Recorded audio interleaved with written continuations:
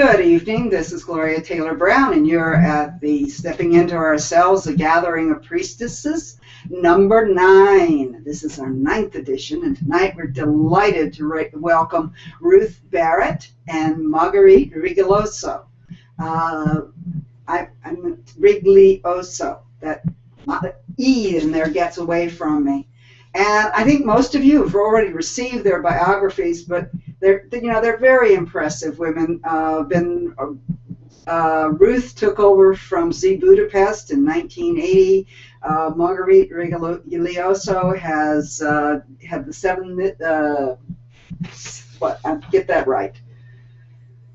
I was at a class today that said basically the way you get history school. Yeah, the way you get better is you make lots of mistakes on screen in front of other people until you get to the point you don't mind.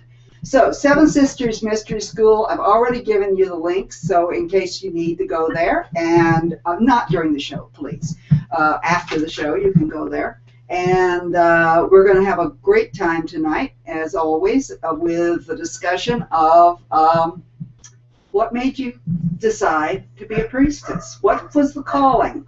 And we're going to start with Ruth. Well,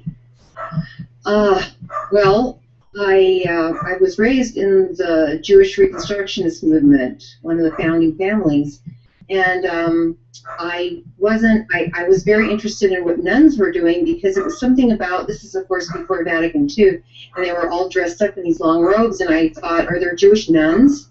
That was my first clue.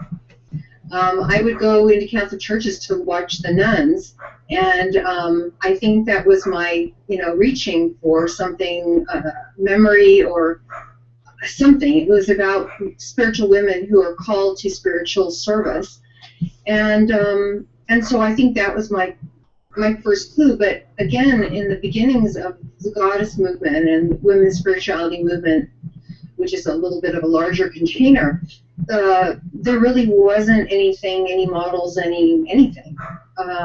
Just the imagination, just our, I'm saying our because at this point, having spoken to so many women over the years, just listening to our own voice around the goddess revival, and wanting to do everything that we can in the ways individually that we have our gifts and share them to offer in spiritual service to other women and to the world. Great, lovely answer. And Marguerite, you've been walking this path for a long time as well. You're a professional educator as well as running your own school. And I know that you also work for college in England and do teaching there as well. Marguerite is a special guest tonight. I need to honor that fact. She's not one of our people that's in our anthology, although I guarantee you if she had wanted to put something in there, she would have made it. So, but she has agreed to come on here this evening as a special guest and to grace us with her presence. So, Marguerite, the difficult question, what made you decide that you wanted to be a priestess or that you wanted to follow that path? Yes, and I'm doing it so intensively that I wasn't able to create an article as much as Anne would have liked me to.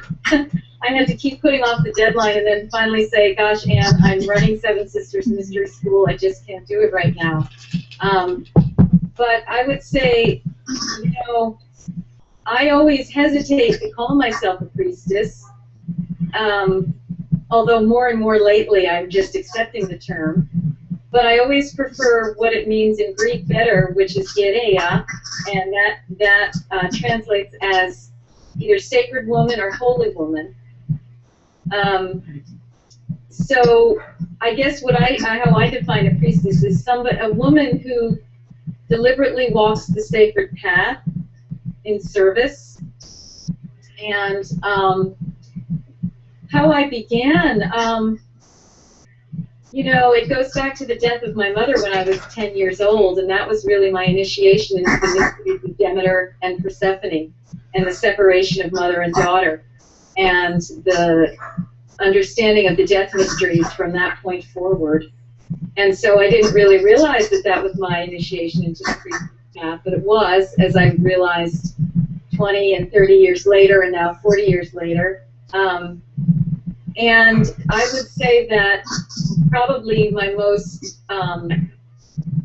pointed way of stepping on the path was through a couple of things. One was to start going on pilgrimages, goddess pilgrimages to sacred sites, particularly Crete and Sicily, land of my ancestors. And Eleusis was in there as well. Mm-hmm. And then taking the women's spirituality program that was a non-accredited program in the Boston area, started by Ann Yeomans and Patricia Rice and Pragnia Hallstrom and Olivia Hoplitzel. And I really went through a 3-year period with that program and did an initiation, a commitment ceremony with Vicki Noble in the first year of it. And I realized that essentially I was committing then to the priestess path, to the service path as a sacred woman. And so from there, you know, my road has taken me to sites of ancient goddess worship as a pilgrim, to the California Institute of Integral Studies as a scholar and an MA, a student of the MA and the PhD, and eventually writing my dissertation, which have become my 2 books, The Cult of Divine Birth in Ancient Greece and Virgin Mother Goddesses of Antiquity. And then until recently, creating Seven Sisters Mystery School, my own school devoted to helping priestesses and what I call authentic priests to develop their ministries. So that's my little short story trajectory. Yeah, well, in a way, it's like both of you have been on very parallel. Do you two know each other, by the way? Yes, I've met. Yes, we met at the Association of Women in Mythology. I think when it was in Madison, Wisconsin. Okay. Yes, several years back. I only ask because a number of times I've had people on here who've never met each other, and it's like their sisters separated at birth, and you know, so you two have been on very parallel paths in many ways. I mean, both the academic and the teaching, and sort of finding yourselves in the hotbed, Boston, LA, of the early goddess movement, whenever women were afraid to say they were worshiping the goddess, because, you know, you just didn't say that sort of thing. I mean, I remember vividly being threatened with being expulsion from school, because I put down witchcraft as my religion. And so for you, it has been in many ways, and for most of us, I would think, not only us, but the ones that are listening, in a way it has been a lifelong thing. But some of us, we go in and we go out. For you, you've stayed in. You've gotten your degrees, your doctorates, and you've basically stayed in that container. Now, for somebody who has, taken a step out and said, walk the corporate life, and now they're stepping back and say, look, I really want to have that connection with spirit. I really want to be, the sacred woman. What advice would you give to them as they're stepping back into that, as they're taking that back to themselves? Because many of our listeners that I've talked to and gotten emails from, they're saying, I was part of this movement and it didn't fit me anymore, and I went away, and now I don't really know what I am. So Ruth, what would you say for somebody? I mean, you've basically crafted many of these young women along the way. First thing that comes to mind is what was it about what was happening in the movement where they were that made them feel like it wasn't for them? That would be, so on that level it's individual. And because all movements evolve. And so was it a personal thing? Was it the cosmology didn't fit? Was it their community didn't serve their needs at the time? Or, those kinds of questions I would ask that woman to answer them. That would be helpful. But it's also that, okay, well, here's a new day. And if a woman is still interested in going back into the exploration of the goddess within and without, I would say just start. Start by looking at what inspires you to even want to get started. Be very curious about that. What is calling you back? And maybe because we do grow, we change, we evolve, maybe, you know, I would say maybe that person had things they had to let go of before coming back. So, but in terms of beginning, and when I say coming back, I'm talking about coming back to center in herself. And drawing inspiration also from all the massive amounts of work and art and dance and music that have happened in the last, 30 plus years, possibly since she stepped away. It is, I'm getting chills as I'm speaking about it because it is so moving to me what has occurred. There was nothing except some yearning and Maria Gambujas. Yes. Yay. And the artists who've always intuitively been able to find her through their deep minds and be able to share that in different forms. So I guess that's what I would say is to be very curious about what is the drawback, and okay, I'm curious, and follow that curiosity down many options and paths till something feels right. Yeah, I do know that one of the things I've heard from several people is that they left their old path because there was so much infighting. And I could have talked a lot about that, yeah. but I want Marguerite to be able to chime in. Yeah, so that's one of the issues, and I know that I was with Women of Wisdom for a number of years, and it was one of the issues that we had to work very hard to keep from having happen. Yes. Well, I will add that it's interesting. I also have a co-facilitated mystery school called the Spiral Door, Women's Mystery School of Magic and Ritual Arts. And one of the big parts of our program is conflict transformation tools and conflict resolution tools, because you might become a wonderful priestess in your own mind, but you don't get along with people, or you have certain things you haven't dealt with in yourself, and you it's really a setup for great difficulty or failure.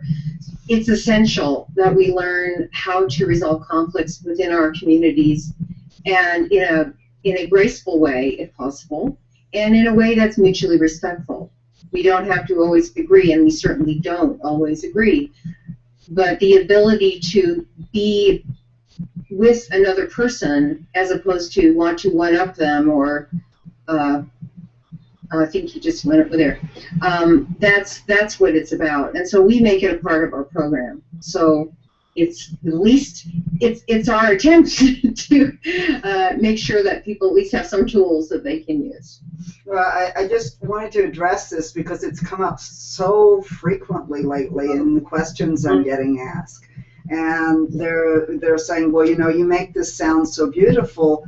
And here was my experience. So, yes. Marguerite, yes. How would you address this? I mean, you obviously have to address it with your school.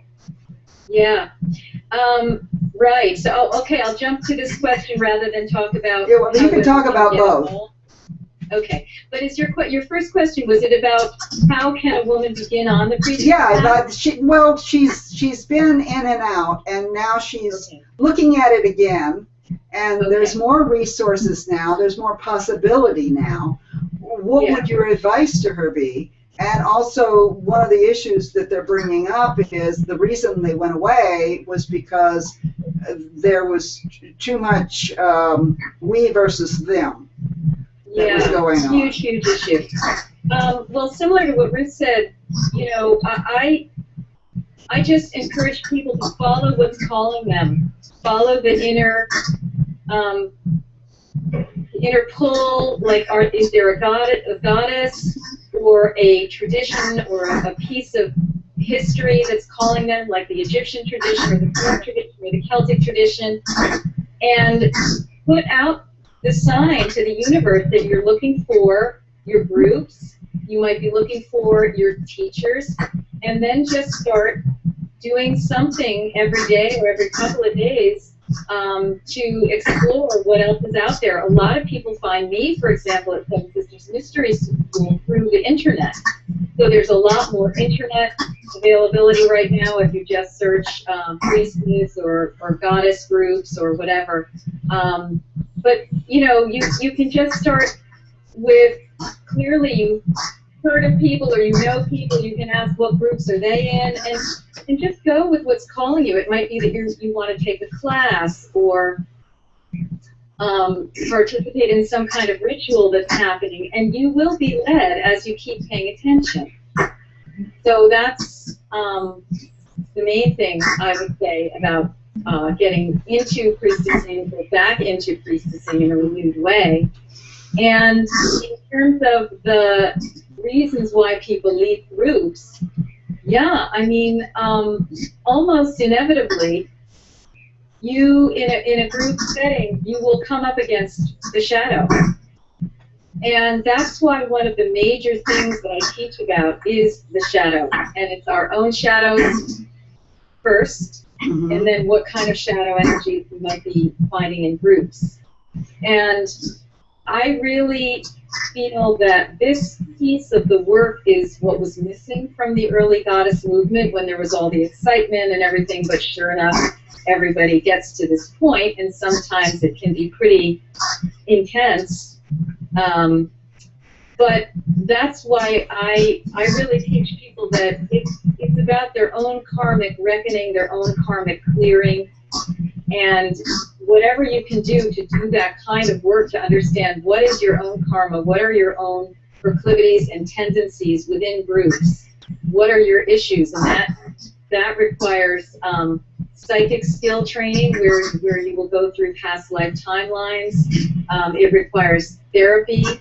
It requires sometimes nonviolent communication and learning wherever you can, such as in places like Ruth's school and mine, about these techniques.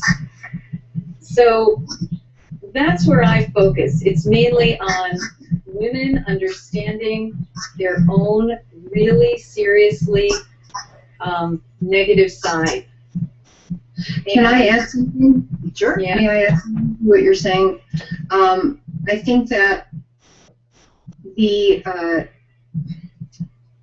don't live in our own isolated universes. We are affected by the values and the cultural inheritance, political inheritance of the dominant culture. And so how can we not have swallowed the water we all swim in to greater and lesser degrees? And I think, you know, what you are calling the shadow, Marguerite, I think that's a wonderful word to use. And I also think it's how we, like this thing that I call patriarchy, which is the power dynamic of power over and ranking, how women do it and how we are also trained to do it. And we, instead of thinking of it as outside of ourselves, oh, we're women, we're in a women's group, we have these great, you know, values, so that's not a part of us. But the thing is, that's not true. It's impossible, because we weren't born in the goddess culture or whatever we imagine that to be. And therefore, you know, part of it is the ability, and I think part of training is to be able to look in the mirror, self-focus, and take responsibility for the things that we find when we actually are willing to dive deeper. Yeah, and it's pretty intense work. It's not theoretical, and it's not sugary. It's really looking at our own capacities to be competitive, to be murderesses, to use magic in negative ways, all things we've actually done in past lives according to my belief system. And so we also, I mean, what I'll add here is the latest that I've been getting from work in my own ceremonies, where I'm confronted frequently with my own shadow as well as that of the collective, is that women, and this is going to be a very controversial and potentially upsetting subject, but for some reason it's my karma to always bring up these subjects. Because it's interesting, I find it to be actually liberating. But that karmically, women are in a position where they're learning about what it's like to be recipients of misuse of power. We're learning from some transgressions that went on eons ago. And that, I thought, you're kidding me. You know, I was just getting this guidance from the place that I get it from, and I said, are you kidding me that I have to be making these kinds of statements to people? And they're like, yep. Because this is your true ticket to liberation. It's getting out of the mindset that even you're a victim of patriarchy, but realizing you were responsible in your past life for contributing to the current situation. And I thought, wow, you know, I mean, I can identify my own karma of how I've been in transgressive roles, and I have memories that have resurfaced. But it's very controversial for me to say something that women collectively also have a karma. Genders have karmas, places have karmas, countries have karmas, and so I found that to be actually, as I'm saying, liberating, because it made me realize, okay, I'm back here to learn what it is to be in a little bit of a one-down position. I'm learning from I'm experiencing the results of previous actions, and therefore, if I can just see the whole game from up above, I can change my behavior completely. So that's where that's the radical edge of where I'm being shown, and what I'm being shown to lead women to, and it may not be something that all women are going to agree about.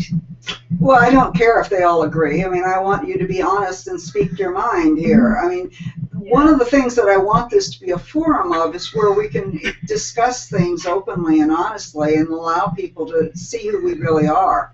I studied for a number of years with a teacher who was a relationship teacher, and she had a phrase which she said, love brings up anything unlike itself. Whether you're in relationship with a man, or whether you're in relationship with a woman, or you're in relationship with a group, love is going to bring up anything unlike itself, and for you to deal with it, and to realize that you have one more opportunity to react or act in a certain way, and you can move into a space of blame and victimhood, or you can move to the point of I understand where you're coming from, but that's not true for me at this time, and I want to move beyond that. And so an analogy that she said is, it's like if you left a rake laying in your front yard, and you went out there and you stepped on the rake and it came up and it slapped you in the face. Now, you're not going. If you leave the rake there, it's going to happen again. So if we leave the rake in our relationships, it's going to happen again.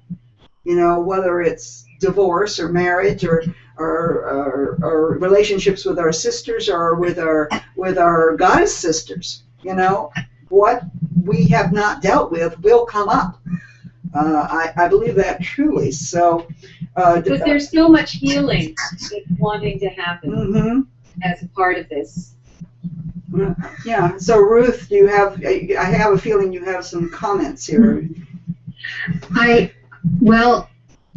I'm probably with those that wouldn't necessarily agree with that perspective that you're sharing. I'm trying to think about, okay, so 5,000 years of patriarchy.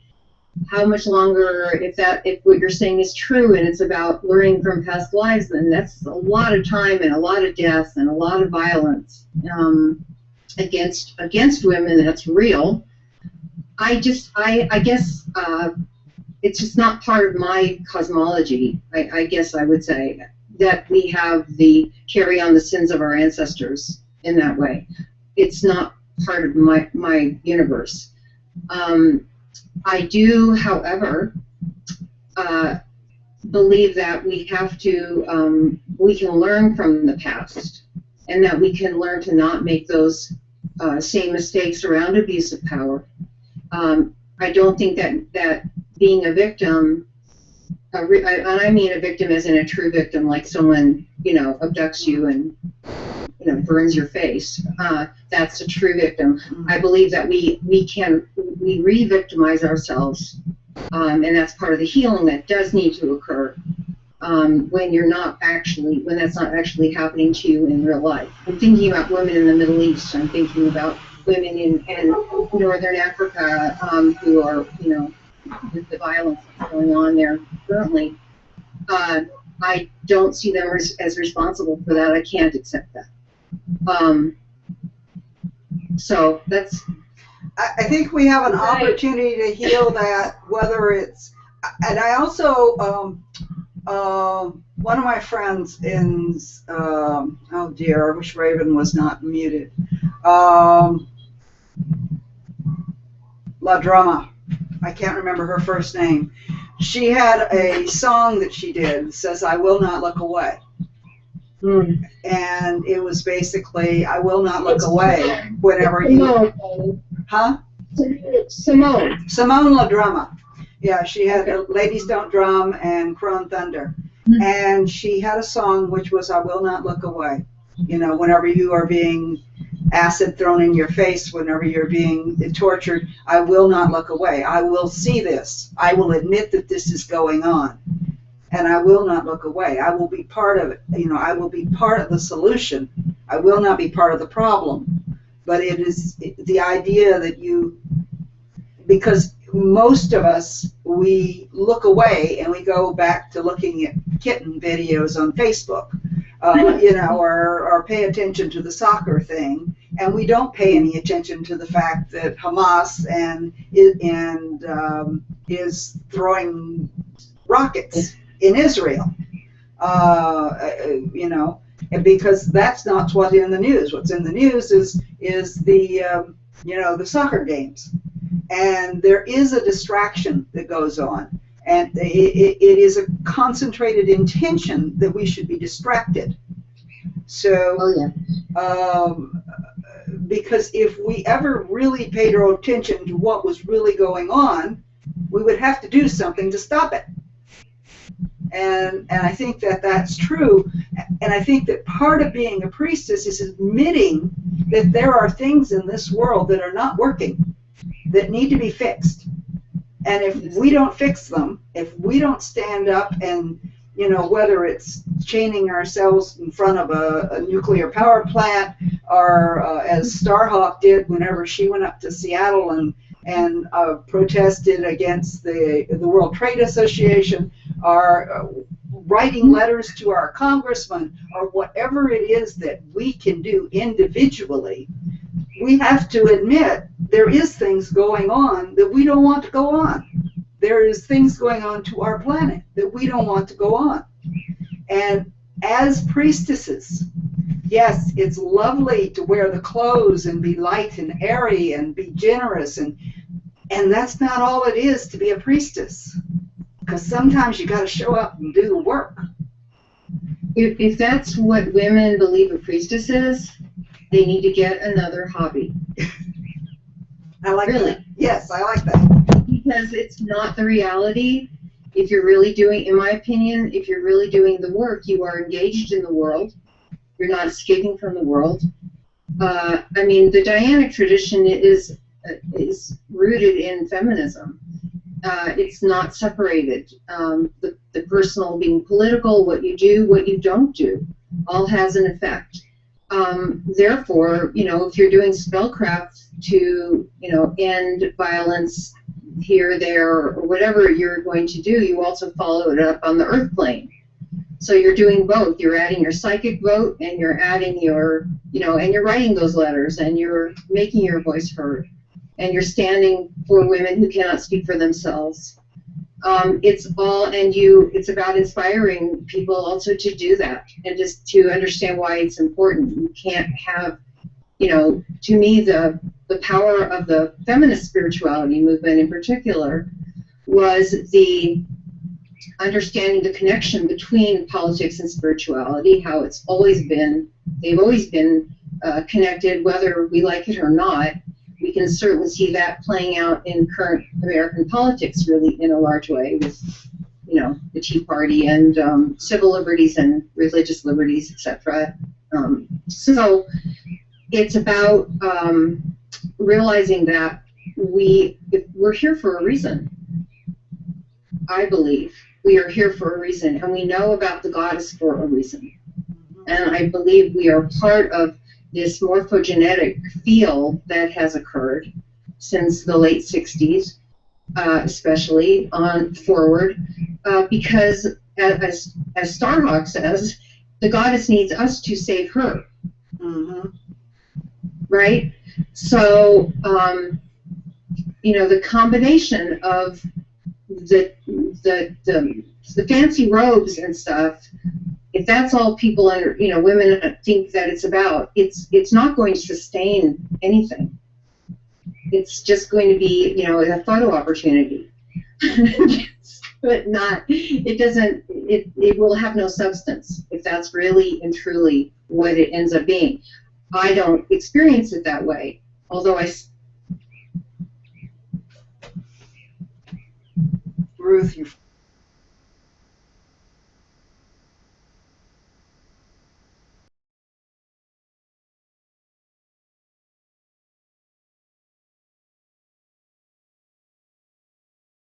Also frozen. There you came back. I was afraid that I was going to be left alone here for a while. All right.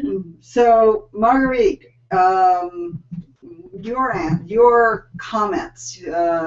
We've made some pretty strong comments here. Yeah, I know. For me,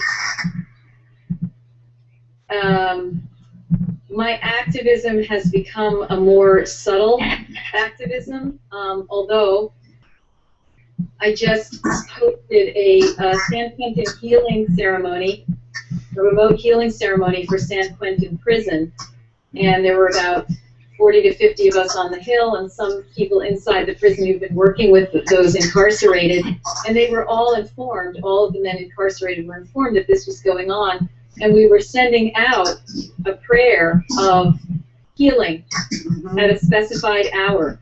And we did a huge ritual up on the hill while they were having some internal meditation groups, and they were, some of the men were doing it individually. So, activism takes all forms. That's perhaps some of the more blatant form that I've done. But also some of the women that I've been working with have been doing activism through our subtle mystical work with Gaia and repairing the grids, the transpersonal grids or the energetic grids around the planet, through prayer work and connecting with the elemental beings. I've been involved in work at some major portals of the world where I've been guided to do certain types of ceremonies and so forth. And yeah, as Ruth said, wow, this is not glamour work, and it's not for the faint of heart, because the more you start going into any kind of real work, be it politically focused or subtly politically focused, which it all is political, yes, you will encounter forces. Sometimes you'll know what they are, and sometimes you won't. And it really requires an ever-deepening understanding and ability to see into the subtle realms what's going on, so that you know what's hitting you, so that you know how to protect yourself, so that you know how to teach others about protection. This work is, the way I'm seeing it going, I'm seeing groups getting more and more esoteric in what they're doing, working more and more on the interior realms, and really coming in contact with those energies that will retaliate. So, you know, I have just spent the last 2.5 years developing Seven Sisters Mystery School and doing the work of it as a teacher and as a practitioner. And it's amazing what I've had to confront. And it's taken a tremendous amount of stamina.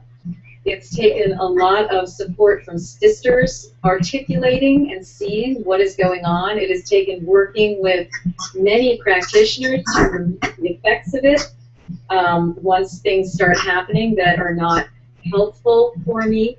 So it's a pretty intense path. I think it's one of the reasons that, you know, with both of you having their mystery schools, I sort of wanted to bring this up because, you know, a lot of people are out there doing this work solo. They really don't have any guidance, and they're trying to make their way.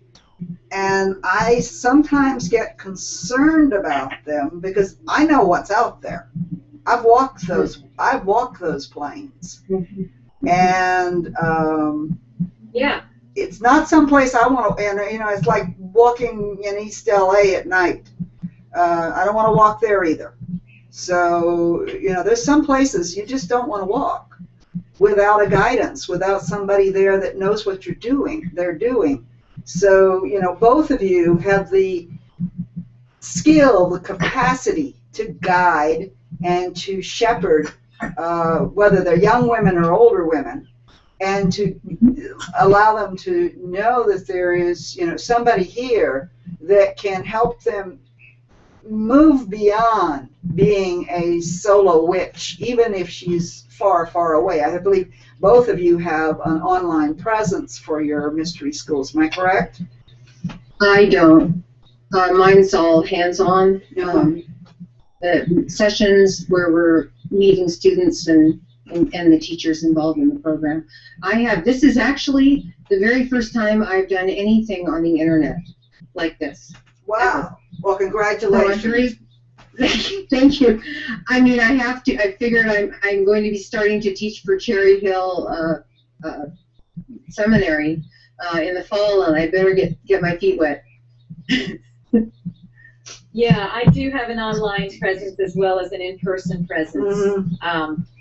Each one has its benefits and drawbacks, so, but it does allow us to reach further and for others to have access to what we're doing. Yeah, so I do want to encourage anyone who is listening that, you know, here are two teachers you can go to, whether you go to them in person or you go to them on the internet, who have the opportunity to take you deeper.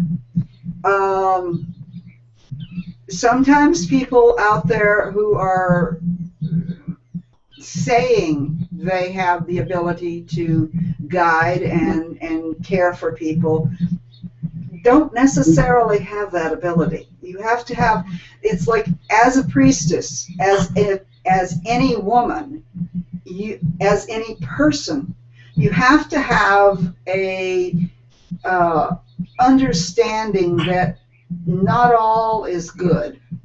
That's right. That everybody has not got your best interest at heart. And I think that there are, I mean, sometimes it takes, you know, making a bunch of mistakes too, you know, to figure out where you want to be. My hope is that women grow in their discernment of what they feel is a safe space for them, and that the teacher or teachers that they work with, that their goal is about them, not about the needs of the teacher. To have followers, for example. Mm-hmm. That's something that unfortunately I've seen over the years, and I find it disturbing. But I would hope that you know, that women realize that it's about, you know, the teacher. In my way of thinking, the teacher needs to really work with the person to become and evolve the way that that person is supposed to evolve and become. Not to become a devotee. And I'm saying that because I've seen, you know, that happen. And I don't think, again, it's sustainable. We're not supposed to be in those roles with one another. we're supposed to be walking with each other. And Riane Eisler, she has a concept called actualization hierarchy. And I love this because it's if you're familiar with Charlie Murphy's song The Burning Times, there's a line in that wonderful song, equal with the others and respected for her worth.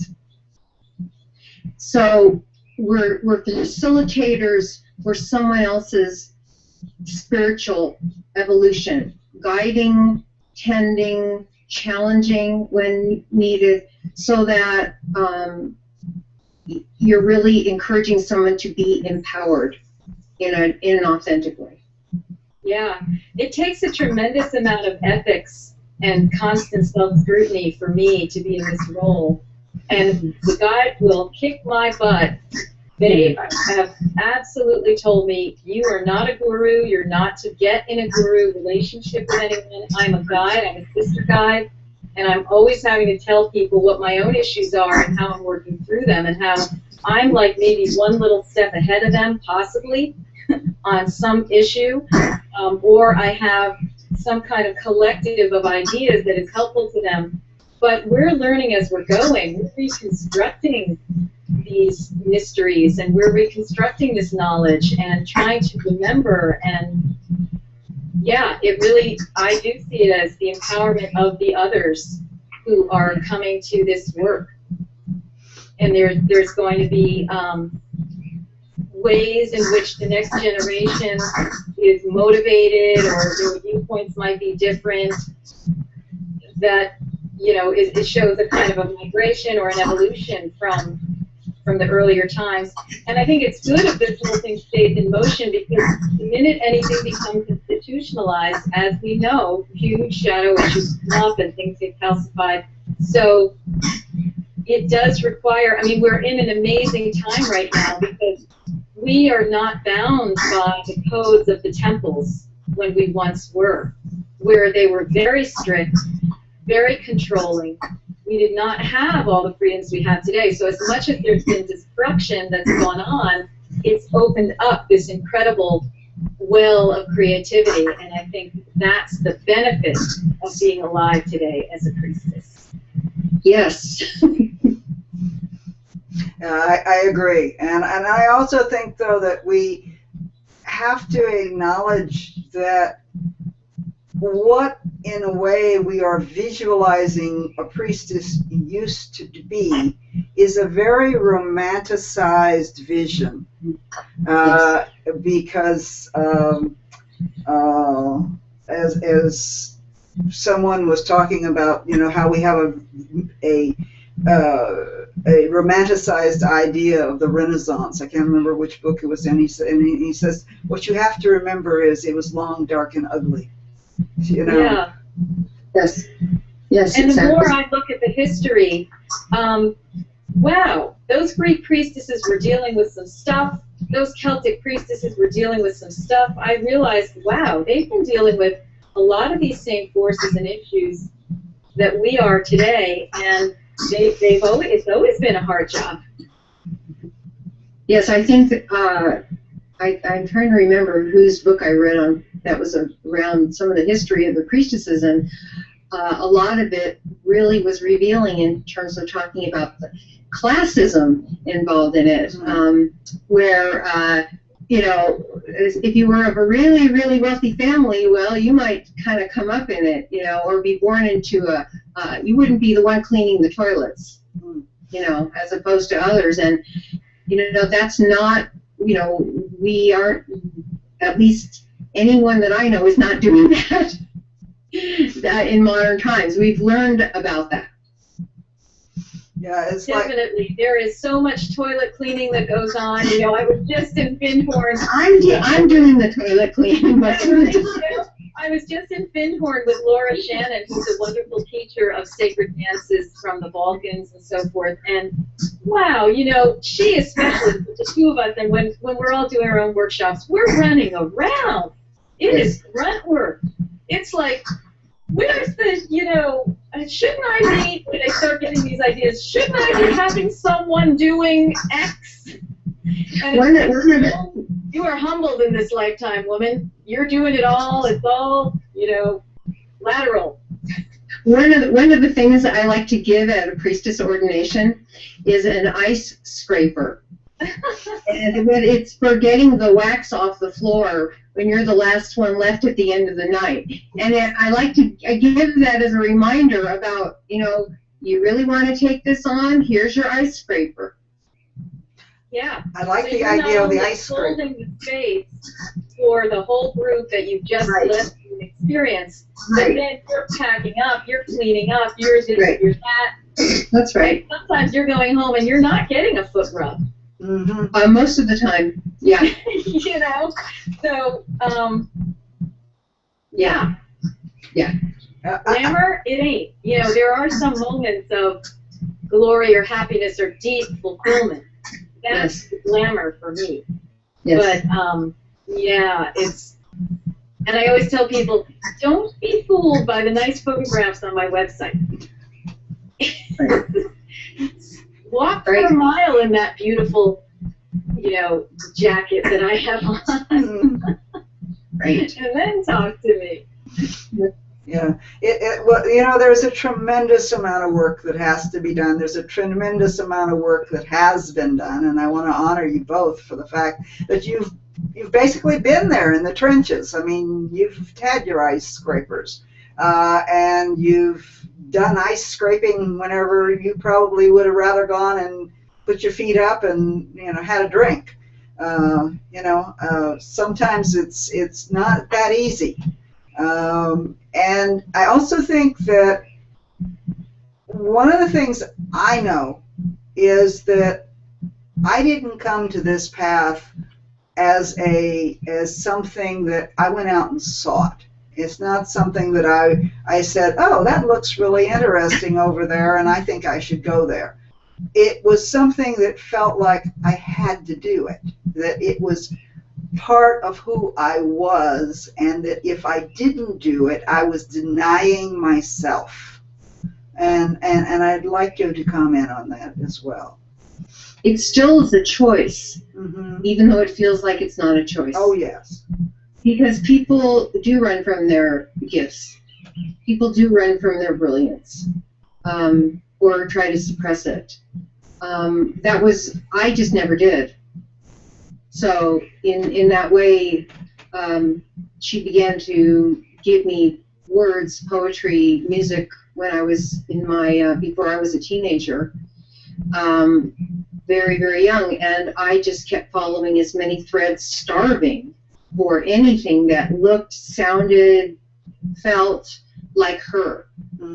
And I began calling her the goddess she from the time I was very young, because I was not given a male god with the beard concept growing up. And so because of that, I believe I was freer to find my own metaphors to talk about this amazing force that has created us all and has sustained us and has brought us back when we pass. And I think that, and I don't take that for granted for a second. I feel that the path I've walked, I've had to walk, but I've chosen to walk it. And that is very different than feeling burdened by a gift. Because I don't think that's sustainable to feel burdened. We have to find the joy. It has to feed us, as well as the feeding we do with our communities, with our students. And I have been so blessed to have had so much of this, along with all the stuff that I don't even want to talk about that's been hard, and the infighting and the blah blah stuff that you're talking about. I choose not to focus on that, because if I did, I would have left a long time ago. Right. And I know I'm here for a reason, and I'm doing the best I can. This reminds me of something that I'll mention. One of my first extended trance journeys, if not my first, I saw that the goddesses themselves were feuding. Mm-hmm. And this was a huge,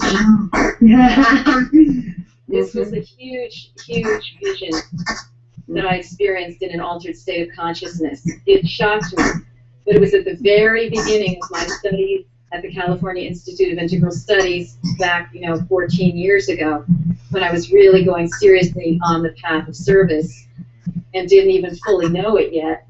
But I thought, wow, there are these energies in the universe. The goddesses are not all nicey nice. They've got their issues, so we've got our issues as women too. And I feel like we're all contributing to grand healing. And so I just want to mention that to you, Ruth, Yes. for whatever it's worth. I love it. Yeah, the goddesses are feuding. That was one of the first visions I had. It was just so, it's like my rose-colored glasses came right off. Then they started showing me the shadow sides of my mentors and the shadow sides of me, and it was like, oh my gosh. But for me, the path of service, I always just felt obsessed and compelled with the path of service. I came in with that. I think it has to do with my past life history and so forth. I'm making karmic amends in this lifetime for a lot of crap that I pulled in past lives, and I talk about that as having a memory of being an inquisitor. Now that was another revelation. So I realized that a lot of the work I'm doing now is I meet the women whose souls I burned or was responsible for burning. And it's like, oh my God, there's another one, And so I'm doing what I can to be part of the healing now, because I realize we've all been in one suit or another in various lives, and now we're just becoming more conscious. And for me, this path, this priestesshood path, has simply evolved. And I've just continued every step of the way with what I'm being called to do at any given time, because I'm constantly doing my own work. I'm constantly going into meditations, I'm doing trance journey ceremonies, and so forth. And I feel that that's what keeps me current and vital and connected and knowing what it is that I'm supposed to do next. That's a good answer. Well, all of us need to know what we need to do next. I mean, that's all we can know is the next step. We don't know what's down the road. If we can light up that next step and know that that's what we're going to do next, that's about it. And if we can then do the work that we're asked to do, or refuse to do it, I mean, heavens, I could be a good Oklahoma wife living on a hay farm and having 6 or 7 kids and going to Baptist church on Sunday. I'd want to kill myself, but I could be doing it. No, it wouldn't happen. I know that.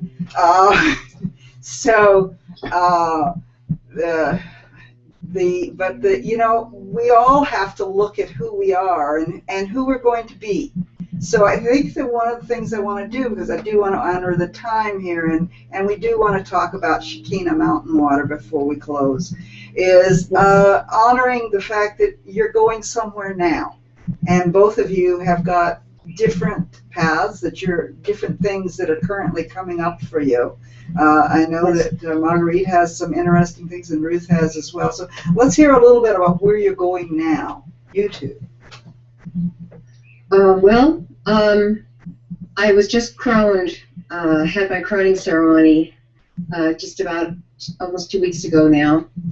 And in my third destiny, the work that I began doing with my book, Women's Rights, Women's Mysteries, Intuitive Ritual Creation, I want to now go back to writing. And what I want to focus on is probably a Dianic year and a day study.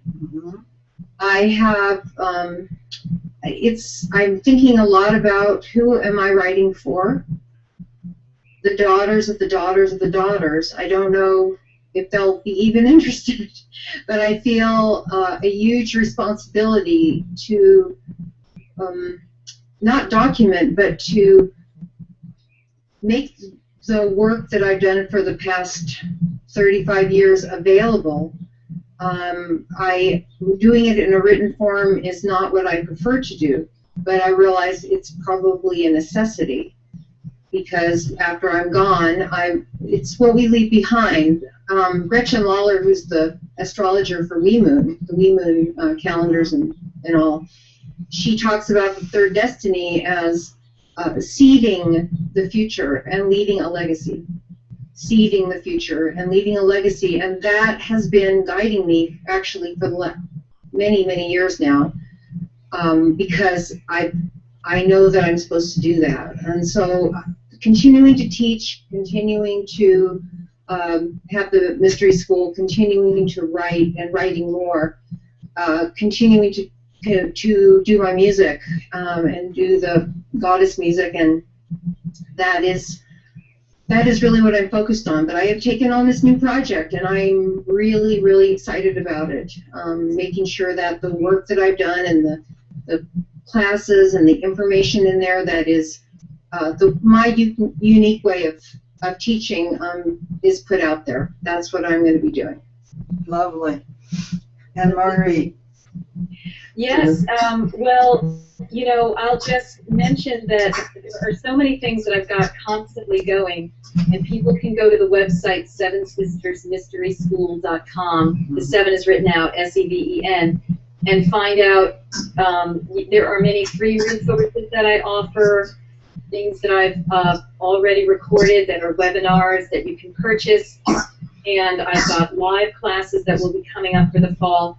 The most immediate thing that's happening is I've been moving into an exploration of the sacred masculine as well as the goddess, you know, and so I have this webinar called Gods We Trust, Dionysus, Asclepius, Jesus, and the Gifts They Bring. These are male deities that I've begun to work with over the years, where I feel a real positive energy, and there's something instructive to be learned as a woman working in consort with these gods.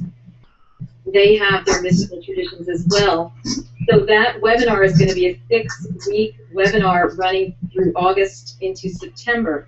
And so if people are interested in that, they can write to me at info@sevensistersmysteryschool.com, where you can go to the webinars tab, and it's there, Gods We Trust. And you can look at details, and you can join us for that.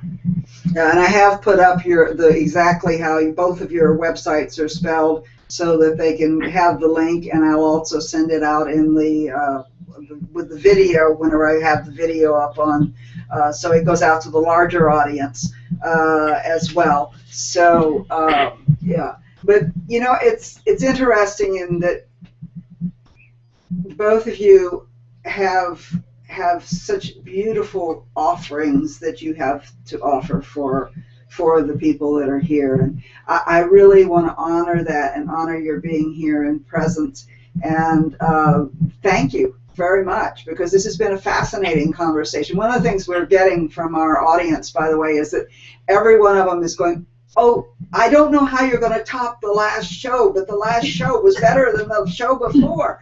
And so, you know, I say I don't know whether it's because I'm becoming a better interviewer and asking better questions, or it's just to have better guests. I don't know. But this is, again, it's a show that has topped all shows.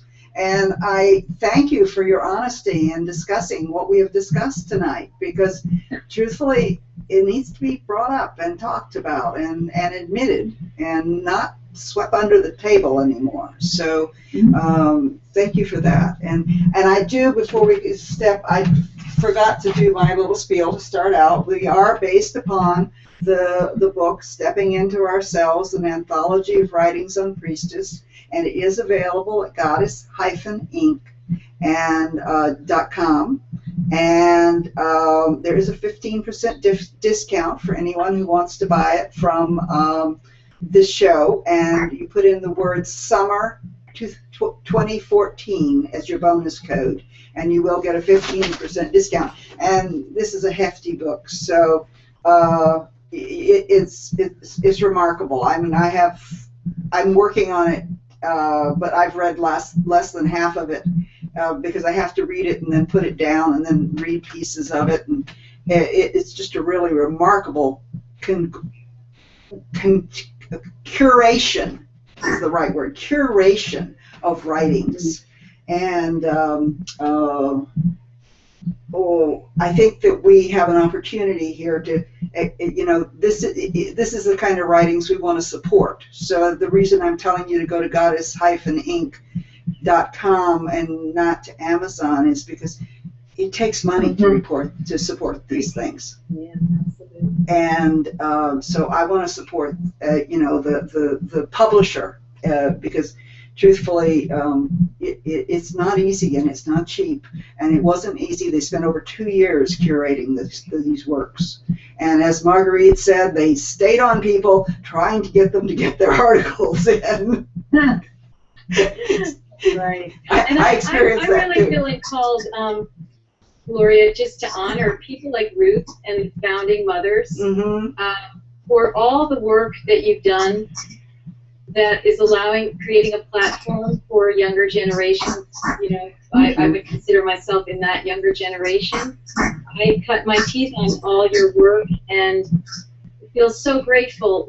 I'm definitely standing on the shoulders of others, and that hopefully that lineage will continue like that spiral at Malta that's connected and connected and connected. That's so right. Just a big thanks to you, Ruth, and others who have been the pioneers. Yeah, and Ruth, you do have an appearance coming up at the Goddess Conference, I believe, in September.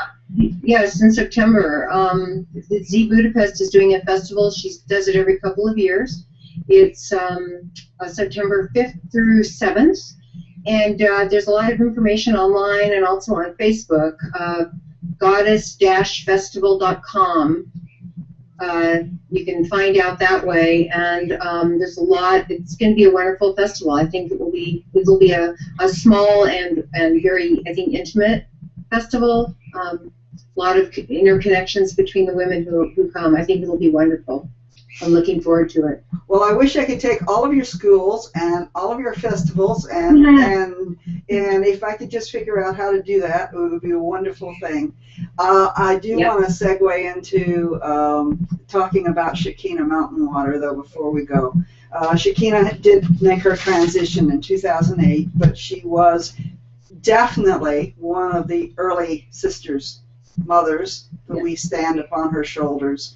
And Ruth, I believe you were her apprentice for a number of years, or her friend, I'm not sure which. I was all of the above. I actually met Shekinah in, I think, 1972. She had a different name then, and she was performing at the Southern California Renaissance Fairs with her 2 children, like ages 4 years old and like 7. And her children, their names were Freya and Frey, and they were enacting myths with her performing songs, telling the stories and original songs that she wrote, and the children would enact them. And they were called the Sibyl. The tripod with the 3, the priestesses that would, prophesy around the tripods. And they were magic. And even, I think I was probably about 17, 18 years old at the time. And one of the things about also that time was magic did happen. Magic happened, and there were places where we found each other. And so that's where I found Shekinah. We formed a friendship. I was singing there as well, and we found a commonality in the love of the old songs, in the love of the old folk songs, because my background is in folklore. And in singing the old songs, there were ones that we both knew, and it was hard to find someone who was looking for the magic that is inherent in the songs, or even preserved or hidden in the songs. And here's this woman, and she knew about that. And so I wanted to know her. I wanted to, I wanted to have a connection. And it was not until 1975 where I moved to Santa Cruz, and that's where I did an independent major in folklore, and with I think my senior thesis was Introduction to the Great Mother, and it was, and I studied with Shekinah there. I was in her first group, her first teaching circle. And it was an amazing experience because we didn't, it was goddess. It was not, at the time, what became witchcraft or all the different, there were a lot of different social movements that ended up converging, and mystical schools and ways of thinking, Jungian mythology and all kinds of things that were kind of separate at that time, and she was bringing them together. I would say that even though I inherited the Budapest ministry, it was my work with Shekinah that was more of my heart work because of the commonality with wanting to express magic through music. And that is another way that I do my priestessing. That's lovely. It's my, pardon? I said, that's lovely. Yes. So Shekinah was a brilliant poet. She borrowed a term from Robert Graves in The White Goddess, muse-possessed, and she was muse-possessed. And because I was muse-possessed, we were possessed together. And but she was a brilliant teacher. She made up and created so much. She was so curious about how to take magical and mystical concepts and to make them tangible for her students, and to find like artful ways, like drawings, and like she created a goddess clock. So we would have a cyclical concept of time rather than linear. Things like that. Mm-hmm. She created her own divination system called Woman Runes, her own runic system. That year of coming together with that group of women was in the mountains of Felton, and in Felton, and she lived in the moon hut, and it was seriously like, I know this sounds like, oh, she couldn't be really telling the truth, but it was the truth. It was this walk through the beautiful redwood trees to this hut in the woods that was a circular room, and that's where she lived with her children. So it was amazing. And we met every week for many hours, and we talked about ethics, and we talked about how women were going to get along. We talked about female-to-female competition. We talked about, we made a pact of sisterhood as the culmination of our work together, as well as enacting the myth of Demeter and Persephone, which we did with music and with dance. And she cast, it was ritual theater, and this is what she really knew how to do, ritual theater. And so I was thinking, for example, this was a great humbling of myself. I thought, oh, she'll probably give me some really great role. Like maybe I'll get Persephone or Demeter. She'll assign me something. She assigned the roles based on what she felt would be the greatest growth for her students. Not for the typecast, not for, who looks like Demeter, who looks like Persephone, who looks like, Hecate, who looks like, anyway, so I got cast, it's kind of like being cast as the cloud in the school play, with the holding the cloud in front of you. I got cast as an elemental, which was wonderful, but it was just that was such a powerful a learning for me about, what's the most growthful thing in this moment, not the most expedient, not the most stereotypical. So, and over the years, she only deepened in her work. And I want to show this on the screen.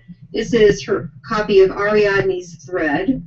This was the book that she wrote with a workshop of goddess magic. And it's a picture, the image on the cover is Monica Shu, one of Monica Shu, one of her drawings.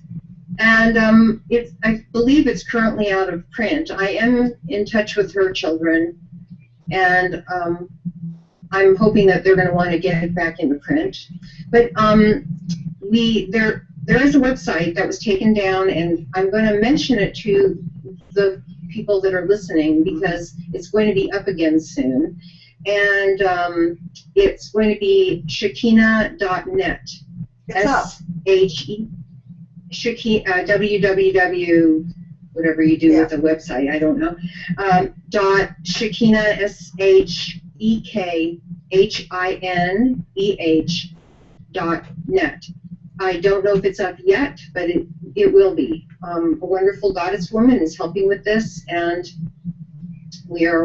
she's working very hard to have a place of honor for Shekinah for pictures and such. Her music, there is also a CD that Shekinah finally did, and her son Frey got it made right after the passing. And it's really hard to lose one's mentors. It's just really hard. And I think that for the women that are listening to this telesummit, this is in a sense and it's the aging of our movement that's happening. We have already lost several of our foremothers.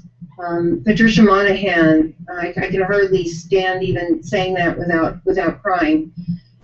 Who was a very dear friend, as well as, again, one of the mothers of the women's spirituality movement, scholar and poet, and Shekinah, and Maria Gimbutas, of course, and many others. The Morning Glory Zell, or Morning Glory Ravenheart, also just passed this year.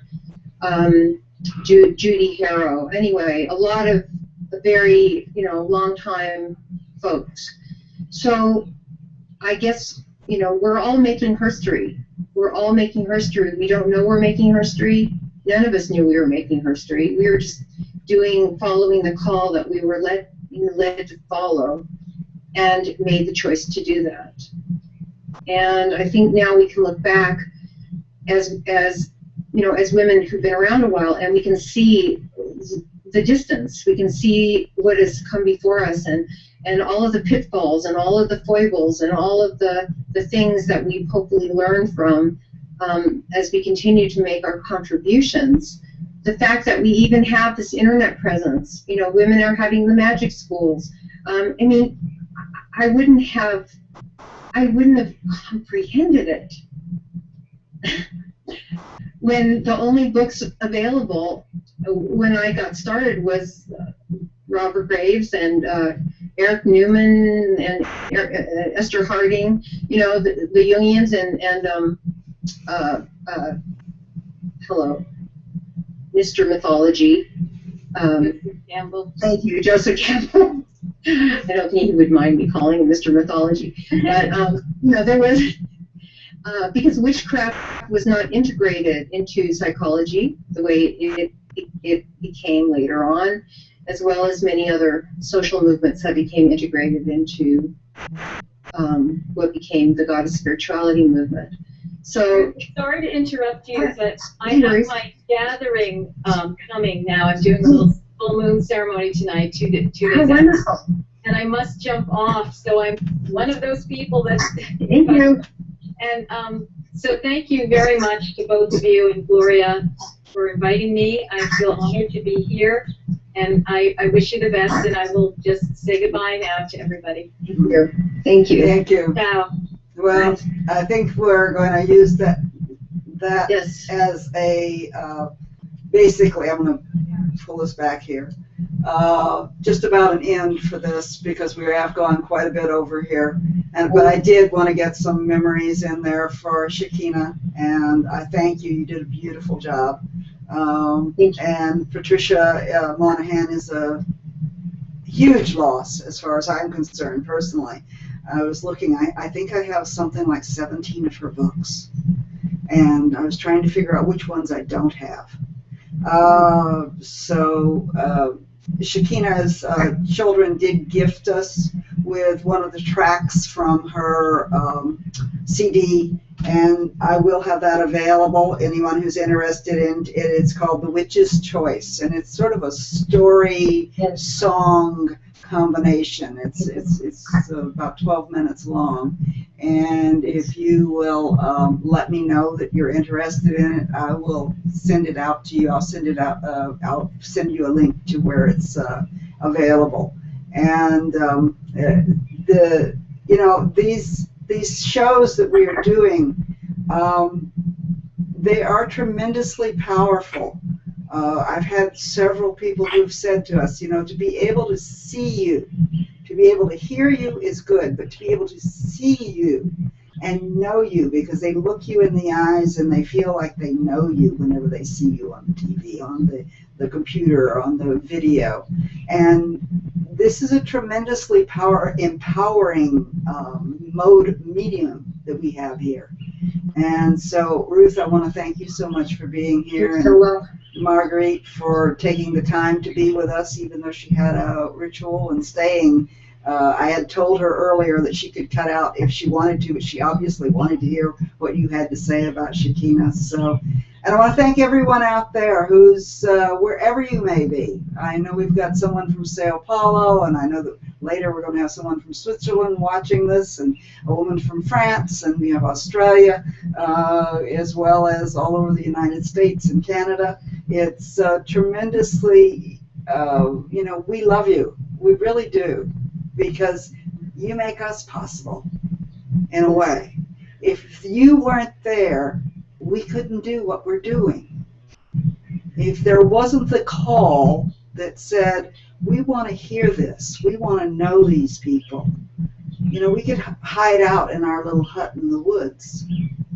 But I don't think that's the world we live in anymore. So thank you very much, and good night. And I will see you on Wednesday night. And on Wednesday night we will have your cousin, Rabbi Rachel Raphael. Yeah.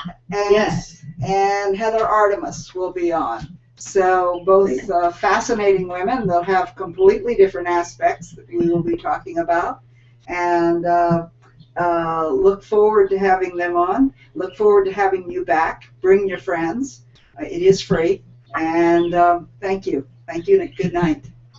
Good night.